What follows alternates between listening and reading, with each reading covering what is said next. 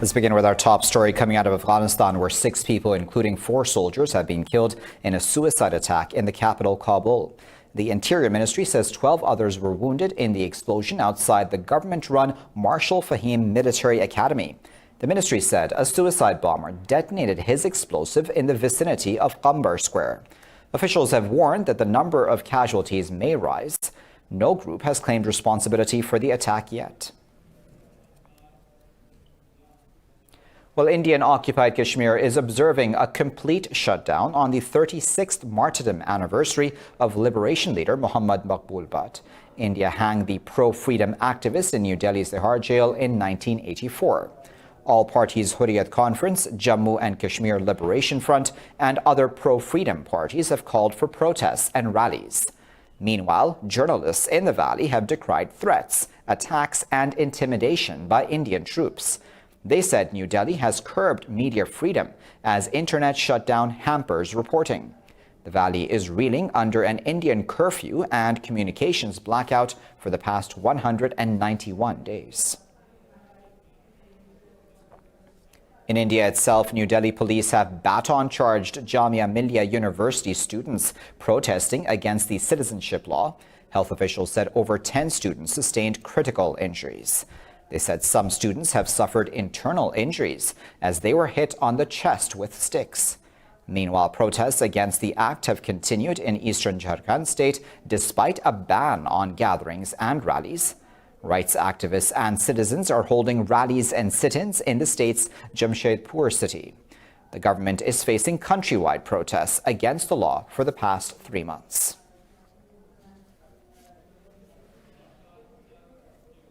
In other news, the death toll from the new coronavirus in China has risen to 1,016. China's National Health Commission reported 108 new deaths, the highest daily tally since the outbreak began. Nearly 2,478 new cases were confirmed, bringing the total to over 42,000. More in this report. China has removed several senior officials over the handling of the coronavirus outbreak. On Monday, some 103 died in Hubei province alone, a daily record. But the number of new infections nationally was down almost 20% from the day before. China's President Xi Jinping visited a hospital in the capital, Beijing. I believe that you will fulfill your sacred mission extraordinarily. I hope you and all medical staff in Titan Hospital in the capital and in the whole country can fight this defense war, this overall war, and the people's war with full confidence. We must build up our confidence. We will eventually win. World Health Organization experts have praised China's healthcare system. The health system in China is sophisticated and is capable of delivering high levels of intensive care. And when you consider that 90 to 100% of patients in hospital require supplemental oxygen, 20 to 25% of those patients require intensive care, and 5 to 10% of patients may require some form of mechanical ventilation. The novel coronavirus is affecting 28 countries and territories around the world. Well, the EU says it will host an extraordinary meeting of health ministers on Thursday to discuss the novel coronavirus outbreak. The European Commissioner for Crisis Management said now is the time to join forces to stop the epidemic. So far, 30 cases of the new strain have been found in Europe. The Global Health Organization has warned cases outside of China could accelerate. The conference will discuss the spread of the disease and the bloc's response to the outbreak. Last week, the German health minister suggested Europe could impose restrictions on travelers from China. Libyan strongman Khalifa Haftar has been sued in a U.S. federal court for his alleged role in committing war crimes in Tripoli. In the lawsuit, 6 families are asking for $1 billion in damages for relatives who were targeted. The plaintiffs say the lawsuit will bring to light Haftar's human rights abuses.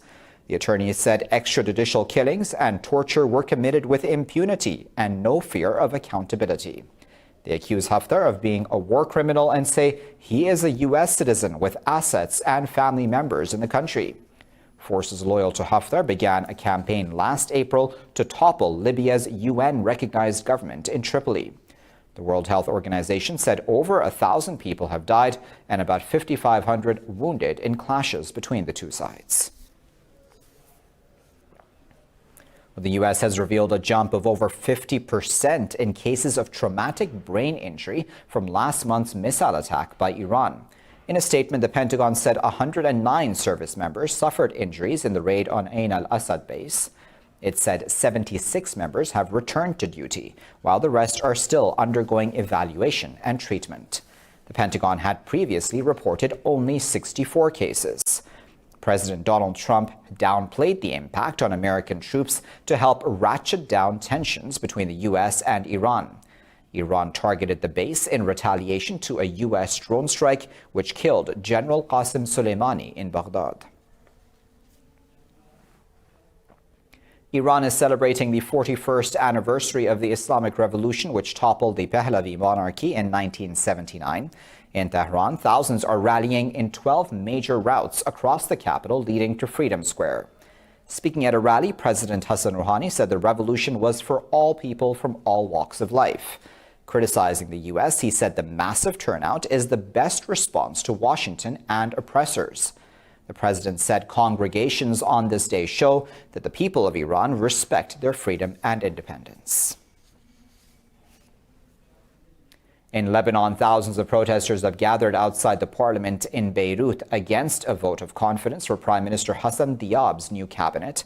Security forces fired tear gas and water cannon at demonstrators trying to block MPs from reaching parliament. The parliament is set to vote on a government policy statement that says painful steps are needed to address the financial crisis. Protesters lobbed rocks at security forces deployed at several locations around the city center. The new government took office nearly 3 months after Saad al-Hariri resigned under pressure from sweeping protests. Protesters have expressed distrust in the ruling class and the newly appointed prime minister. Well, the UN Security Council is scheduled to discuss the U.S. proposed Middle East peace plan today in New York. Deputy spokesperson for the Secretary General Farhan Haq says Antonio Guterres will speak at the meeting. He said UN Special Coordinator for Middle East Peace, Nikolai Mladenov, is also scheduled to address the meeting. Palestinian President Mahmoud Abbas will brief the Council on their reservations over the proposal. On January 28th, President Trump revealed a self-proclaimed deal of the century. The plan recognizes Jerusalem as Israel's undivided capital. In news coming out of Bangladesh, 16 Rohingya refugees have died after a boat capsized near St. Martin's Island in the Bay of Bengal. The Coast Guard says 70 refugees on their way to Malaysia have been rescued. Officials said some 130 people were on the fishing vessel for the hazardous journey. They said an operation is underway to save the remaining people. Officials say all of the migrants are mainly from the refugee camps in Cox's Bazar who were lured by traffickers. Around 750,000 Rohingya who fled the Myanmar military crackdown in 2017 reside in Bangladesh. In Sudan, Pakistani peacekeepers have distributed aid to women as part of an initiative by the UN mission in Darfur. The aid items included goats, Scotch carts, and quilts. Pakistani peacekeepers' humanitarian efforts have been acknowledged by the UN mission in Darfur. The troops are currently serving in 7 UN operations. Most of them are posted in the DRC, Sudan's Darfur region, and the CAR. The UN mission in Darfur was established in 2007 after the Security Council adopted Resolution 1769.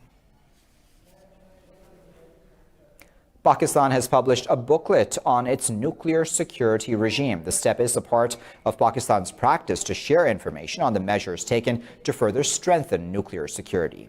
In a statement, Foreign Office spokesperson Aisha Faruqi said the booklet demonstrates the high-level attention that nuclear security continues to receive in Pakistan. She said copies of the booklet are being distributed among the participants of the 3rd International Conference on Nuclear Security organized by the IAEA in Vienna. The spokesperson said Pakistan has established a comprehensive national nuclear security regime which is at par with international standards and guidelines. The regime is based on an extensive legislative and regulatory framework governing the security of nuclear materials and radioactive substances. In India, counting for 70 seats of the Delhi Legislative Assembly elections is currently underway. Early trends show Prime Minister Narendra Modi's Bharatiya Janata Party is lagging behind. The trends showed Aam Aadmi Party is winning in 54 to 56 constituencies. BJP is leading in 12 to 14 seats, while the Indian National Congress is yet to open its account. The state elections come amid countrywide protests against the Modi government's new controversial Citizenship Act. In earlier state elections, the ruling BJP lost in Jharkhand and Maharashtra. Let's move on to Ireland now, where the main opposition party, Fianna Fáil, has won the most seats in that country's general elections. The party has taken 38 seats, only one ahead of Sinn Féin, who recorded a historic result. The ruling party, Fine Gael, finished third with 35 seats. With first preferences counted, Sinn Féin led the table with 24.5% of the vote. It was followed on 22% by Fianna Fáil and 21% for Fine Gael. The two traditional main parties have ruled out a coalition with the left-wing Sinn Féin, citing its tax policies and IRA past as deterrents. We've commenced discussions and contact with the leaders of the Green Party, the Social Democrats, People Before Profit, the Labour Party. I hope that we will meet over the coming days to explore in real terms whether we have the numbers and whether the political will exists. Time now for a break. Don't go anywhere, though. The news continues right after.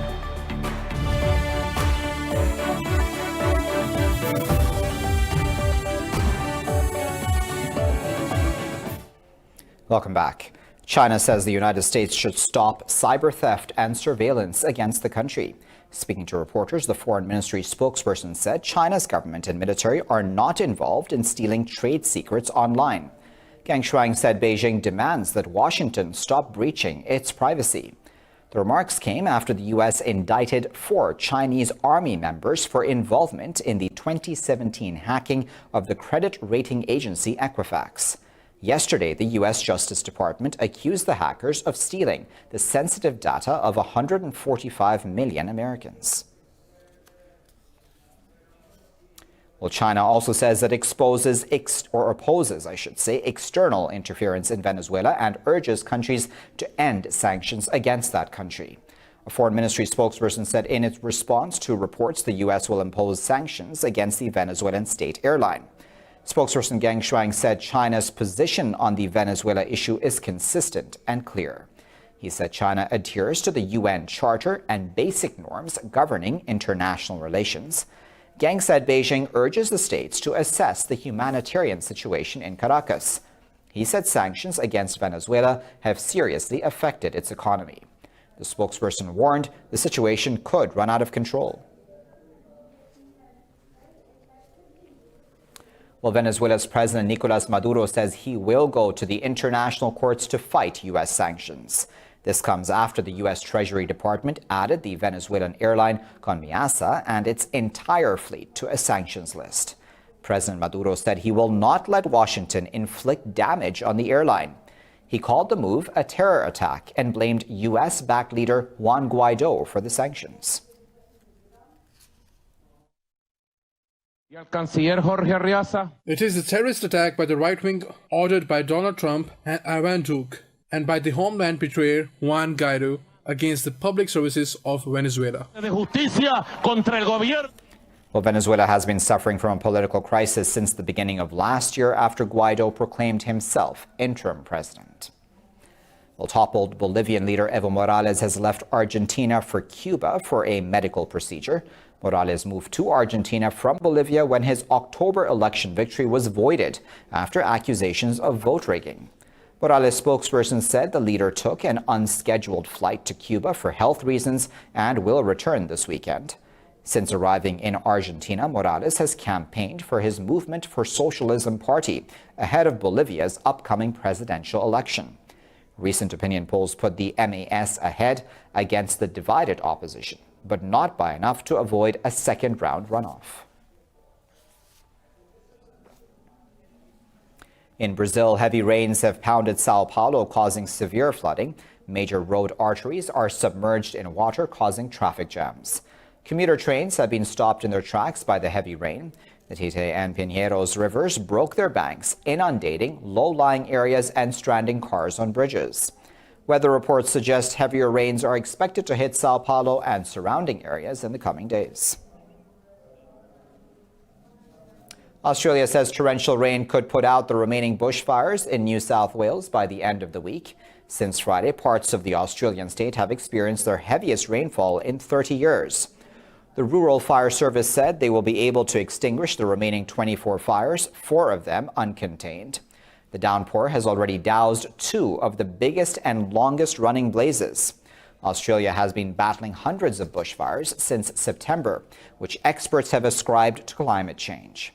In Queensland, just 1 fire remains active, while 9 are still burning in South Australia state.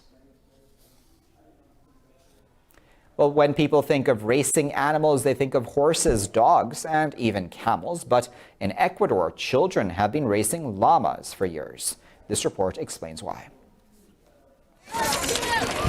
Here in Ecuador's Andes, llamas are the 4-legged athletes of choice and children are the riders. They have to feed them, groom them, and make sure the animals get enough exercise. Once a year, they pull on ponchos and the distinctive traditional leather and fur riding pants called zamaros to test their courage in a race called Llama. Llama racing excited me. In my mind, I am thinking about whether I am going to win or lose. Riders, sometimes as young as 2 or 4, climb onto their backs and bounce their way through the 500-meter race. I feel good because I won the race this year. I am calling on people to look after the environment and not to burn nature. This is the one day of the year when the symbol and work llama of the Andes Mountains becomes the star.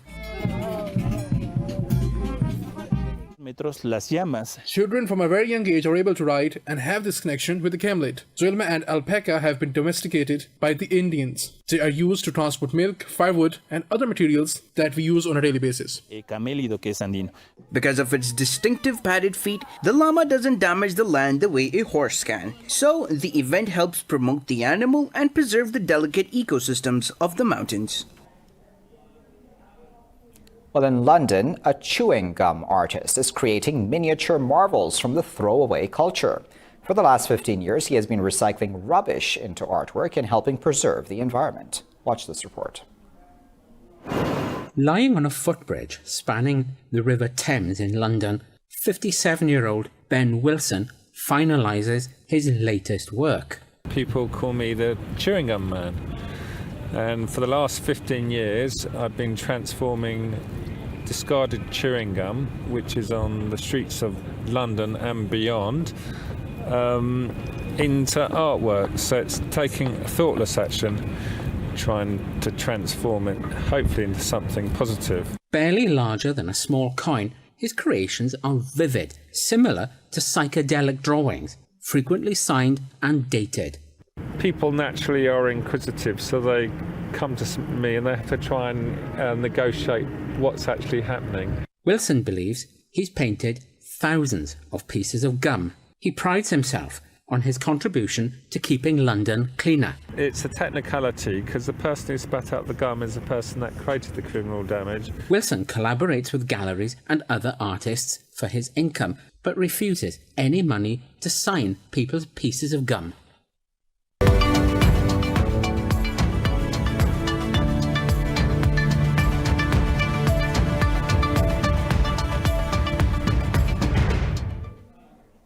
U.S. President Donald Trump has proposed a nearly $5 trillion budget to Congress. The budget is a blueprint for Trump's policy priorities and a starting point for negotiations with Congress. The document proposes a 21% cut in foreign aid to $44 billion over the next fiscal year. It seeks major cuts to Medicaid and the Children's Health Insurance Program. The Pentagon budget will see an $800 million increase and a $2 billion allocation for the U.S.-Mexico border wall. The White House wants to cut spending by nearly $4.5 trillion in 10 years and reduce the deficit by the same amount. I would think that ultimately the administration and Congress will go through a rigorous process where we will look line by line where we think that there are opportunities to pull back and where we think there are opportunities to invest.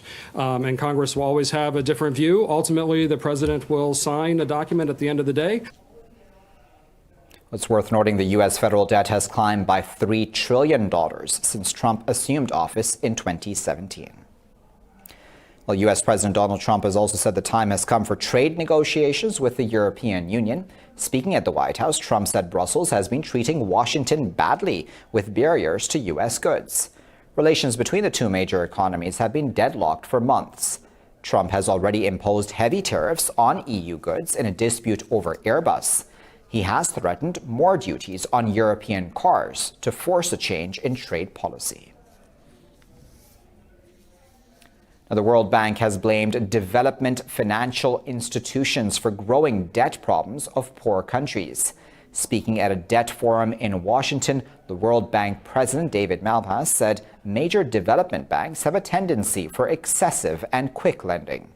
Malpass said the Asian Development Bank is pushing billions of dollars into fiscally challenging situations.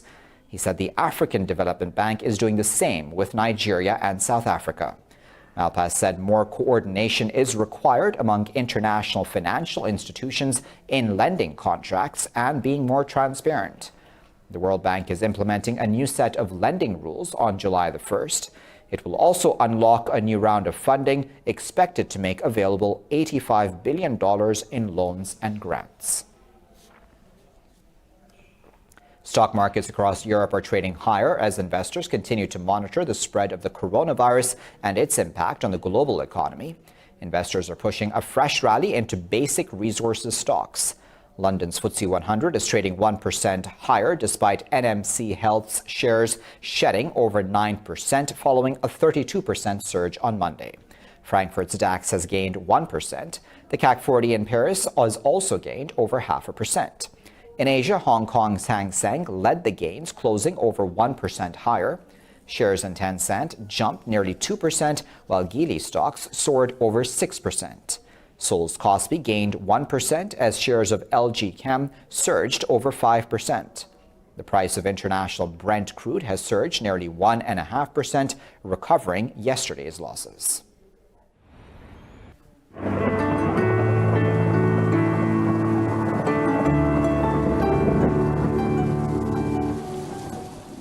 Time now to find out what the weather is like around the world.